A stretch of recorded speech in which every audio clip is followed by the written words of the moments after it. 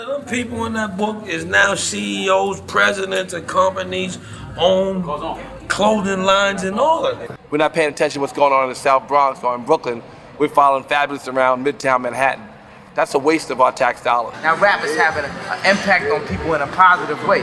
Now they trying to bring that down. In my neighborhood, you know, there was always a book with everybody in the neighborhood and what everybody did and who they thought was doing what. That's just what the police do. They just reach for straws. But the minute I can't get into a club or get a loan or, you know, my business gets affected by it, then I'm gonna have a problem with it. Until then, they're just wasting their time. For the police department to target an industry because there is a small number in that industry that did something violent, I think that was a cause for alarm, and I believe that some form of civil action should follow how the police department is reacting to it. Seeing that all the individuals in here, or the majority of individuals that are in here are African Americans, doesn't affect me. I mean, I don't look at it like profiling or anything like that. I mean, I've been around long enough to understand, you know, these are the people that are in the business. I've worked on organized crime, and I've had books that are all white, all Italian. You know, this is nothing specific to any particular race. This is the investigation you're working on. Has there been violence in the hip hop community or in the rap community? Yeah, of course there's been. But you know, there's been violence, you know, in all sorts of communities. To apply it to one, you know, cultural movement is ridiculous. It shows us how ignorant, and it shows us how frightened people are. They say it get greater later, but it always get worse first. Always. Like, how can you do this? Like, what's the purpose of this? Is an indictment. I was in the hood when 9/11 went down. So eerie, we could smell the dead bodies uptown. So just imagine how it was in New Orleans and Mississippi. Folks fighting for their lives cause Bush was too busy. Just watching the footage break me down in tears. My money wasn't right, so I donate gear. I feel bad, I know they hurt for sure. Like they living conditions wasn't worse before. No food, no water, what y'all expect them to do? If I was there, shit, I would've been stealing too. Hip-hop profiling is defined as an insidious form of cultural profiling and bigotry. It is the unwarranted and unjustifiable actions, practices, and policies of police and law enforcement officials that target hip-hop artists for surveillance, harassment, arrest, and brutality. Hip-hop profiling is not right, should not be tolerated. The 500-page police surveillance book was rumored as having been used as a law enforcement information sharing tool that was passed around various police departments, including Pittsburgh, Miami, Denver, and Los Angeles. The book contains a number of different kinds of profile pages. The two most common are the hider profile page and the record label profile page. The hider profile pages usually contain a mugshot, personal information such as a social security number, addresses, along with FBI case numbers, NYSID numbers, and a listing of criminal charges filed. HIDA investigates drug trafficking. Few of those profiled in the book have drug offenses listed on their HIDA profile sheet. The record label profile pages are typically more extensive. They contain home addresses, lists of vehicles registered to the artist, frequented locations, and associates. The book groups artists together by their record labels or crews, which are listed prominently at the top of each page. In the cases of some, there is even more extensive surveillance information. We go into the Grammy party, some minivan with about 4 to 6 cops was in it. What's up, Busta Rhymes? I just wanted you to know that we're gonna be, you know, if you see a little car in your rearview mirror, whenever you're moving around for the next couple of weeks, we just want you to know that it's us and we're gonna be following you. I said, I don't want y'all to be following me because y'all ain't on my payroll. So you ain't really following me to protect me, you following me to investigate me. I got out the car, I went down in the train station, them dudes got out their car and walked with me into the train station. And I said, I'm waiting on the train. You wanna follow me? Cool, we gonna ride on the train all the way to wherever I feel like going. And y'all just come follow me then. Today it might be them, tomorrow it might be you. And that's why we have to work together. So when you show a book like this, of documented information about people in the hip hop community who have been followed, their rights have been violated.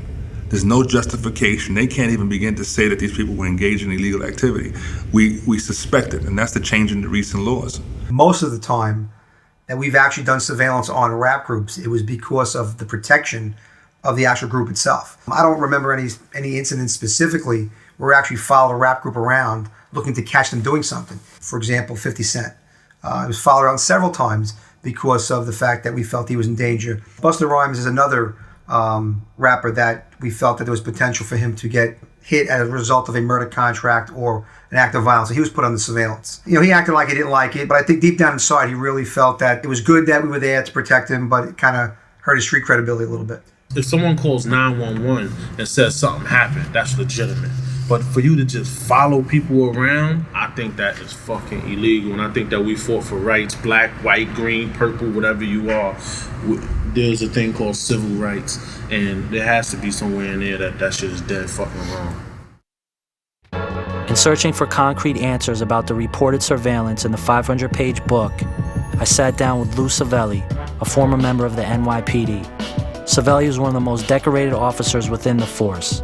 He was the founding member of the gang unit, which was formed in 1996.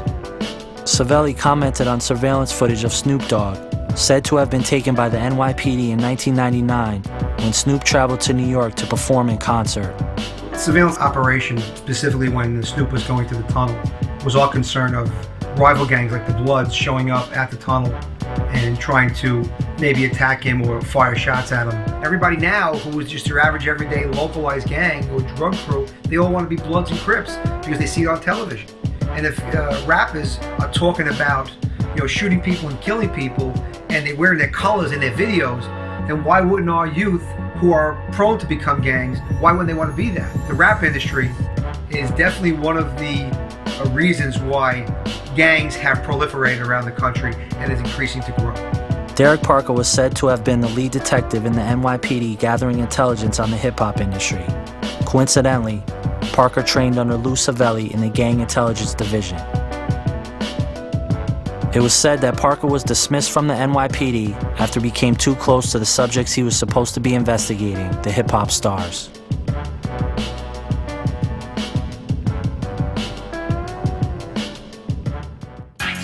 Were the civil liberties of the artists and executives being violated?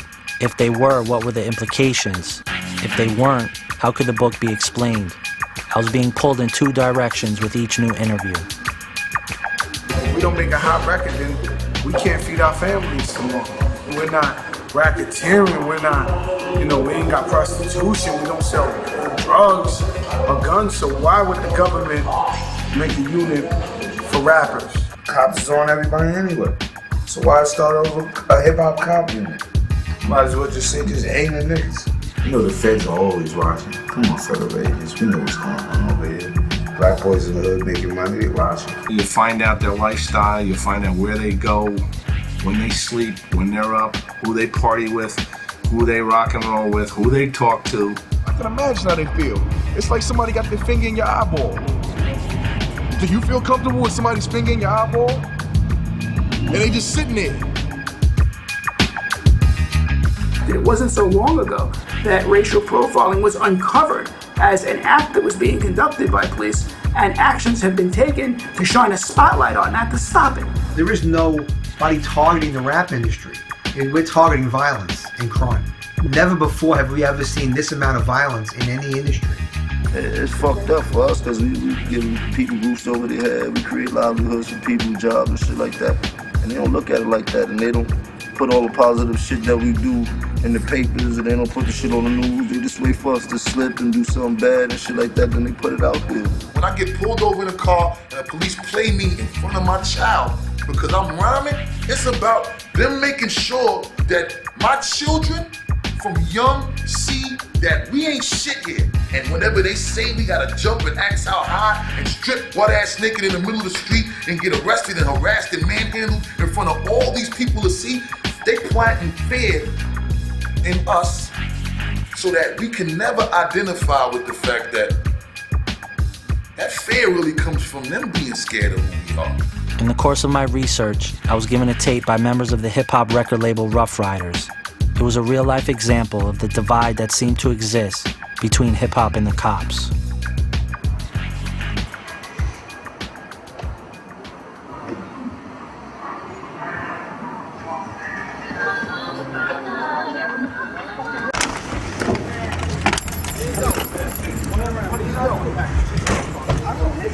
You're under arrest. Turn around. Family, please don't do this. Don't do this to me, man. What did